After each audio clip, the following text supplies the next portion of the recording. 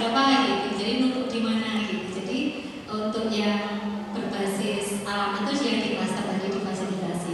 Dan untuk yang menjemput tadi mama itu mengantar kan artinya kegiatan yang di sekolah itu 2 jam ya. Jadi setelah mengantar ditinggal kan kadang-kadang ada yang dulu pola yang dulu wes cuma 2 jam timbang balik mendadak oma stanteni gitu kan ada, sehingga ada proses globalisasi itu ya kalau akhirnya gerombol lama gitu. Nah itu yang sekarang kan tidak diizinkan gitu. Jadi setelah mengantar ya ditinggal pulang, waktunya pulang yang langsung dijemput seperti itu. Jadi nanti kalau nunggu 2 jam di sini otomatis tempatnya lokasinya kan mungkin agak kesulitan ya, misalnya di sana gerombol satu ini gitu, mungkin jadi kelihatannya malah ada apa ya, kerumunan gitu. Jadi mohon izin untuk seperti itu Mbak Sofie. Saya menguatkan lagi. Jadi yang disampaikan tadi adalah menunggu dalam kondisi berkerumun. Jadi kami menghindari kerumunan. Tapi kalau misalkan Bunda tentunya mau ngaji di masjid, sholat duha sampai anaknya selesai sampai sholat duhur, ya kok asalkan. Jadi tidak apa namanya, ada yang mungkin rumahnya jauh ya. Kalau pulang itu waktunya balik.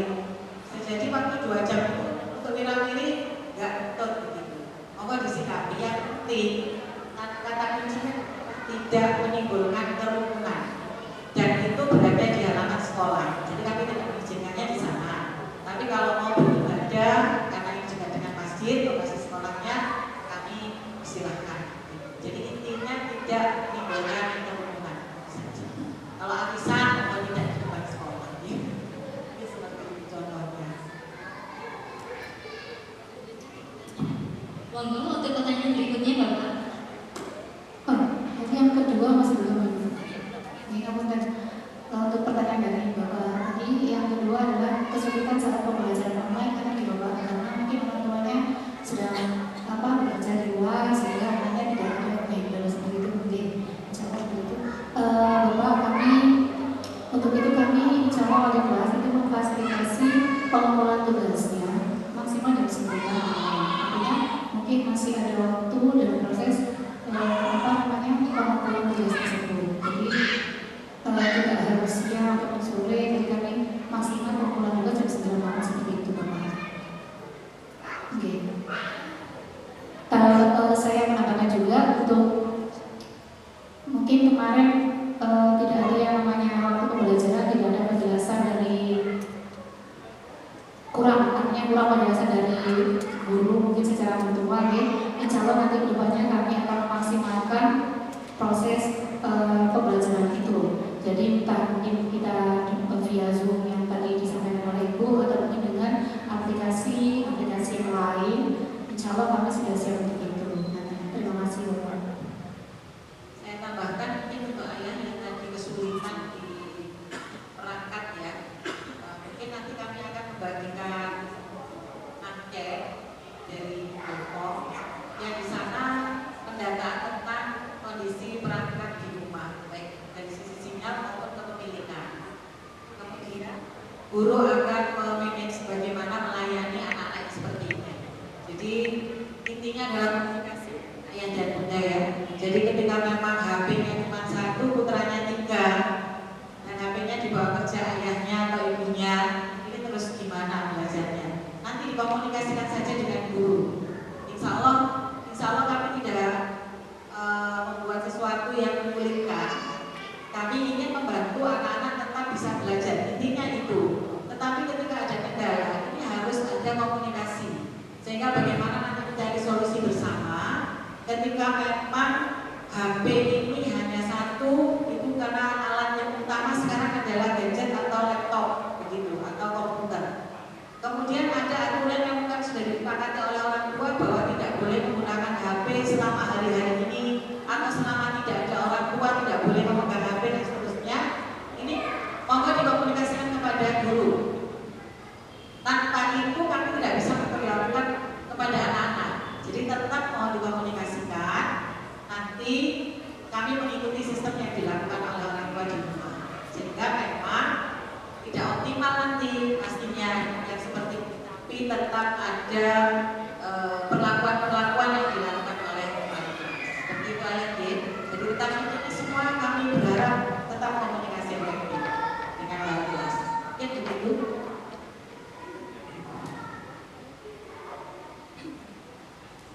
Assalamualaikum warahmatullahi wabarakatuh.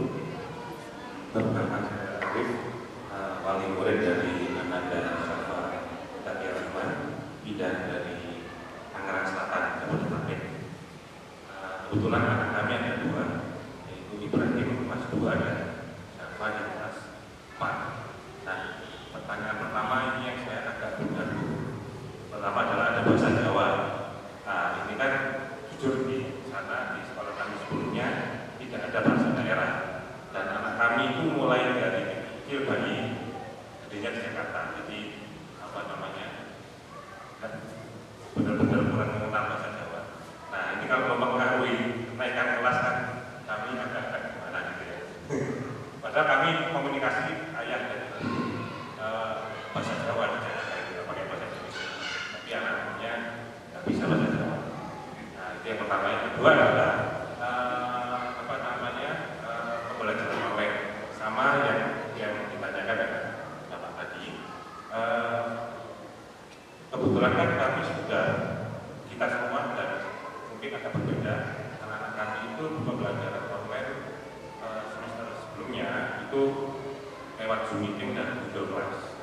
Nah, kalau saya lihat sih memang porsinya untuk mencapai apa yang diceritakan oleh semester itu cukup jauh. Maksudnya mungkin 20% akan achieve.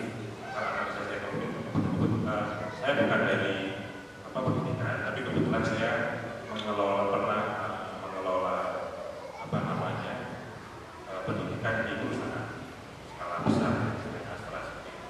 Nah, sepertinya ya itu nggak akan dapat kontennya yang diceritakan. Tapi kalau full pakai seragam, full dari pagi sampai sore, kayaknya nggak mungkin dilakukan. Nah, itu dilematisnya. Ya. Jadi pertanyaan kami ke ibu-ibu, bagaimana ibu-ibu menyiasati online learning ini dengan visi-misi yang sangat bagus dan program-program di awal semester yang bagus sekali. Jadi semakin yakin sih menyekolahkan anak kami di sini. Pertanyaannya seperti itu dengan ada dua pertanyaan ini. Apakah akan menerapkan full day school seperti sekolah casual, sekolah yang biasanya yang sama konvensional, sekolah konvensional, atau apakah ada jam-jam tertentu, jam-jam tertentu nggak full, itu pertanyaan kami. Terus ada pertanyaan ketiga, apakah sudah mempertimbangkan yang anaknya ada 2 atau 3 di sekolah yang sama kan? Ya, rebutan gadget, rebutan apa namanya pembimbing kan? Mungkin kami kerja ya, ibunya yang di rumah. Seperti itu dari kami. Assalamualaikum warahmatullahi wabarakatuh.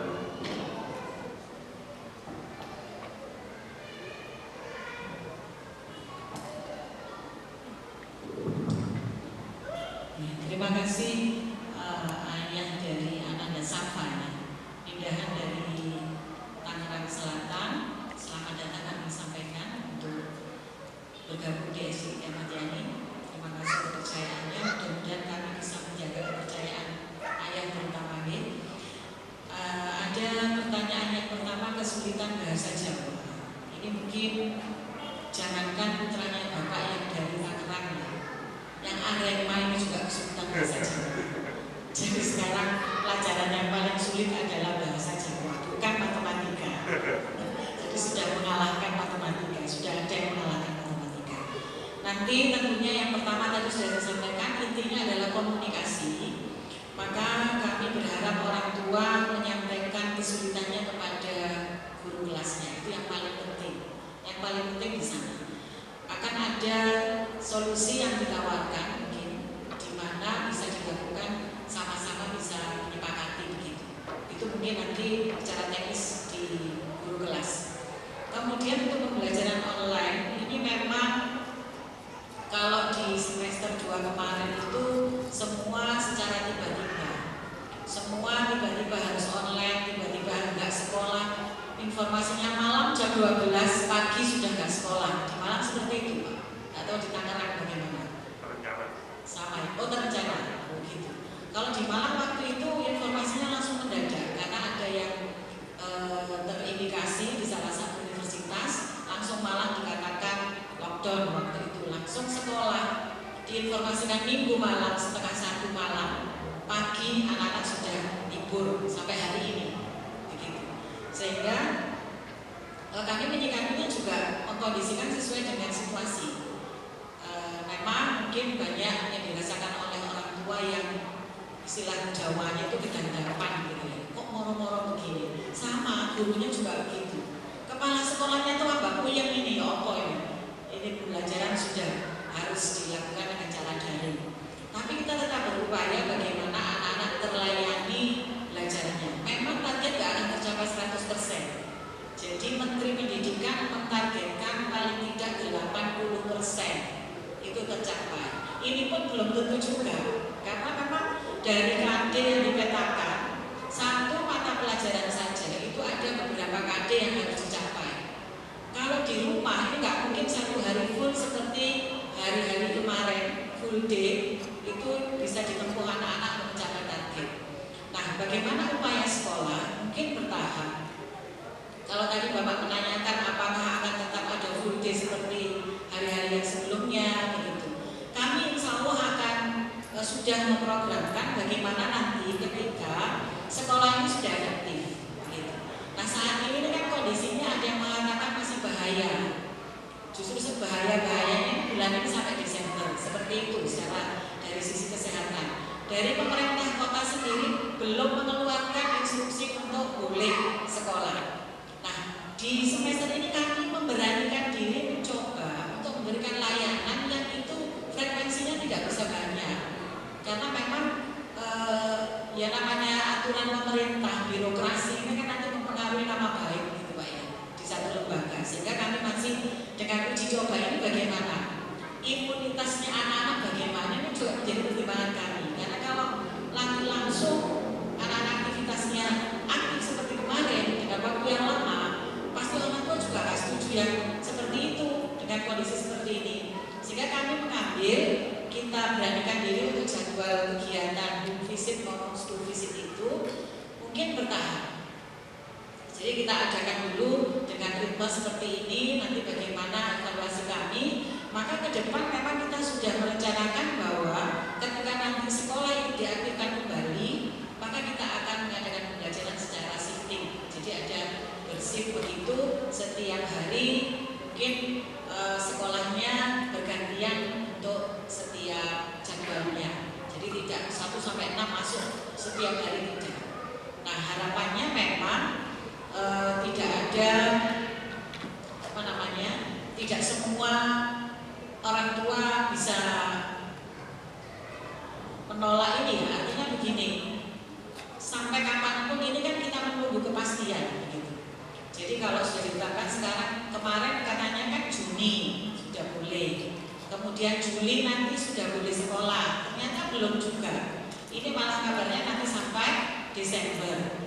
Terus kita bukan pada titik jenuh atau titik putus asa. Nah ini terus ya Allah kayak dewi. Bukan berarti putus asa, tapi kita akankah kita seperti ini terus? Begitu.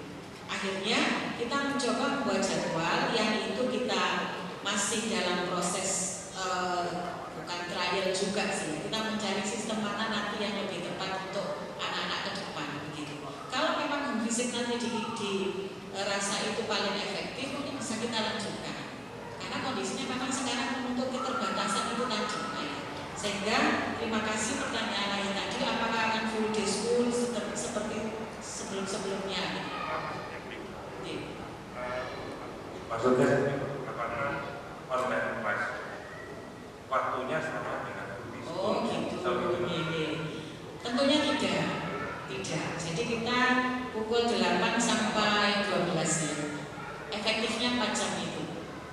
Jadi kalau di tatap muka hanya 2 jam, tapi kalau online ini 8 sampai pukul 12 diakhiri dengan sholat zuhur. Itu pantauan kami.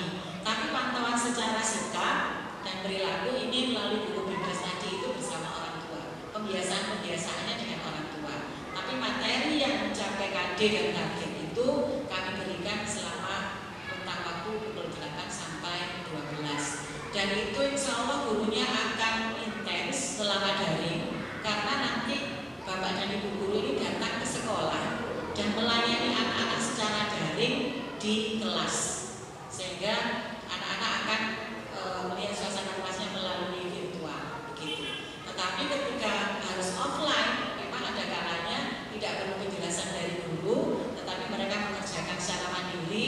Itu diberikan waktu-waktu yang leluasa, boleh dikerjakan pada saat kalau memang tidak menggunakan HP di rumah, ada siapa yang mendampingi itu boleh. Komunikasi selanjutnya bisa dengan kelas masing-masing, di mana tadi mungkin sudah diinfokan bahwa untuk grup WA itu nanti ada grup WA per kelas, di mana di situ ada walas, jadi ada 4A dengan grup kelas 4A, begitu juga 4B, dan juga ada grup besar di mana di situ ada guru mengampu semuanya, dan juga walas pada dua kelas tersebut. Itu nanti ada seperti itu. Dan mungkin perlu diinfokan bahwa untuk pembelajaran yang luring akan dilaksanakan mulai bulan Agustus sampai November. Jadi ada jadi satu semester kan sebenarnya 6 bulan, tapi yang efektif pada bulan Agustus sampai November, karena Desember awal itu sudah PAT. Jadi efektivitasnya itu antara Agustus sampai November. Untuk proses simulasinya sudah kami siapkan juga bagaimana di sekolah seperti itu. Dan ini sudah menunjukkan pukul 9:30 lebih, dan kami mohon izin untuk diakhiri jika masih ada pertanyaan yang lain. Nanti untuk hal ini ya, untuk yang momen ini nanti bisa ditanyakan langsung pada wali kelas. Berikutnya untuk agenda dari komite, proses pemilihan pengurus pos akan langsung dipandu dari komite. Kami silakan. Terima kasih. Sebelumnya saya sedikit mau menanggapi apa yang disampaikan Pak Arif tadi, ayah dari Safa, Pak, sebelum masuk ke sesi komite. Ini sifatnya saya berbagi pengalaman saja. Kebetulan anak pertama saya dulu itu mutasi dari Denpasar ke Malang. Kasusnya sama seperti Bapak. Jadi di sana kalau tadi Bapak tidak diperlakukan bahasa daerah di sana di sekolahnya, tapi kalau di anak saya dulu justru diperlakukan bahasa Bali. Banyak kosakata yang berseberangan makna dan arti. Yang saya pribadi pada saat itu sempat pesimis apa anak saya bisa menyesuaikan dengan bahasa Jawa atau tidak, karena dari bayi anak saya di sana. Tips dari saya Pak mungkin dikenalkan pelan-pelan di awal untuk bahasa Jawa pada umumnya. Satu contoh, opo, sopo, piro, itu saya gitu dulu. Setiap hari saya ajarin itu jenenge sopo, memamuni dan lain sebagainya. Dan alhamdulillah ternyata tidak butuh waktu lama anak-anak bisa berbahasa Jawa. Di sekolah kita ini juga seringkali ada mutasi dari luar Jawa ya Bu ya, dari Makassar, dari Sumatera. Bahkan sepertinya mereka justru terbawa nyaman dengan bahasa Jawa, justru lebih sering menggunakan daripada teman-temannya sendiri yang asli Jawa. Dan nilai-nilainya justru mereka spektakuler daripada anak-anak yang dari Jawa. Jadi saya rasa Bapak tidak perlu takut. Insya Allah namanya anak-anak itu akan lebih cepat menyesuaikan dengan dialek bahasa setempat. Mungkin itu Pak Arif. Assalamualaikum warahmatullahi wabarakatuh. Terima kasih atas waktu yang diberikan dan kesempatan yang diberikan kepada kami komite. Kami ucapkan selamat kepada para orang tua karena anak-anak juga sudah naik ke tingkat berikutnya, yaitu kelas 4. Di sini supaya tidak terlalu lama, bahwa seperti yang kita ketahui ada 3 penanggung jawab pelaksanaan pendidikan di sekolah, yaitu pemerintah, masyarakat, dan orang tua. Untuk itu, komite sekolah dan paguyuban orang tua siswa perlu ada untuk membantu kelancaran pendidikan di sekolah. Komite sekolah sendiri adalah badan mandiri yang mewadai peran serta masyarakat dalam meningkatkan mutu, pemerataan, dan efisiensi dalam pengelolaan pendidikan Tujuan daripada komite sekolah yang pertama mewadahi dan menyalurkan aspirasi masyarakat dalam melahirkan kebijakan dan program pendidikan di sekolah. Yang kedua, meningkatkan tanggung jawab dan peran serta masyarakat dalam penyelenggaraan pendidikan di sekolah. Dan yang ketiga, menciptakan situasi dan kondisi yang transparan, akuntabel, dan demokratis dalam penyelenggaraan dan pelayanan pendidikan yang bermutu di sekolah. Fungsi dari komite sekolah sendiri, yang pertama mendorong tumbuhnya perhatian dan komitmen dari masyarakat terhadap penyelenggaraan pendidikan yang bermutu di sekolah. Kedua, menampung dan menganalisis aspirasi, ide, tuntutan, serta berbagai kebutuhan yang diajukan oleh masyarakat. Peran dari komite sekolah sendiri, yang pertama advisory agency atau pemberi pertimbangan, kedua supportive agency atau pendukung, ketiga controlling agency, mengontrol atau pengawas dalam rangka transparansi dan akuntabilitas penyelenggaraan pendidikan di sekolah, dan yang keempat sebagai mediator antara pemerintah dan masyarakat dalam sekolah. Untuk selanjutnya akan saya perkenalkan susunan daripada komite periode 2020-2022 yang mungkin sebagian sudah tidak asing bagi panjenengan semua. Untuk ketua komite adalah Bapak Bibi Riawan MSI, ayahanda dari Habibi Ibatullah kelas 5. Wakil ketua Andrianti Cahyaniku ST atau Mama Rafa Ahmad Syekh Rizal kelas 6. Sekretaris 1 Istia Tuwantari Kusumani Tias SE angka CIT atau orang tua dari Sukma Lintang Ramadhani kelas 6. Sekretaris 2 Varianti, ibunda dari Hafi Aska Haryanto kelas 3. Bendahara 1 Ibu Erna Widyasari ST, Mama Rasya dan Aligi Farizaki Darmawan kelas 5. Kebetulan beliau ada di samping kiri saya. Dan bendahara kedua yaitu saya sendiri, Syadis Ana MD, bunda dari Al-Kafi Ibrahim Putra Fahmi. Kalau yang tahun lalu dikenal dengan Mama Naila, sekarang diganti ya Bu ya, Mama Baim. Kemudian beberapa program komite yang sudah berjalan dan terrealisasi 3 tahun ke belakang. 3 tahun sebelumnya, yang pertama adalah Bank Sampah Sekolah yang bekerjasama dengan Bank Sampah Malang. Dengan mendapat kemudahan akses, karena kebetulan direktur dari Bank Sampah Malang adalah salah satu wali murid di kelas 5. Yang kedua, adanya Edupreneur dengan tema cooking class dengan orang tua siswa sebagai narasumber yang diikuti oleh wali murid dan guru. Yang ketiga, parenting dengan menggandeng dosen IT sebagai narasumber yang diikuti oleh wali murid dan guru. Yang keempat, kelas inspirasi untuk para siswa dengan mendatangkan berbagai profesi atau profesional di bidangnya, di mana kami dibantu oleh guru dan semua pos. Yang kelima, Hari Guru, agenda tahunan yang kami lakukan sebagai penghargaan kami kepada Bapak Ibu Guru yang juga dibantu oleh semua pos. Dan sebagai program unggulan kami yang mungkin juga Bapak Ibu sudah ketahui, adanya Dewan Penyantun, di mana kami mewadahi dan mengakomodir para orang tua siswa yang ingin menyisihkan sebagian rezekinya untuk kita salurkan kepada siswa yang membutuhkan. Tentunya setelah dievaluasi dan memenuhi persyaratan yang kami tetapkan, juga melalui beberapa tahapan. Untuk selanjutnya kami diberikan kesempatan untuk pembentukan pos, karena salah satu tanggung jawab dalam komite adalah bekerjasama dengan pos, yang langkah pertamanya adalah membentuk pos yang terbaru. Kami persilakan kepada ketua pos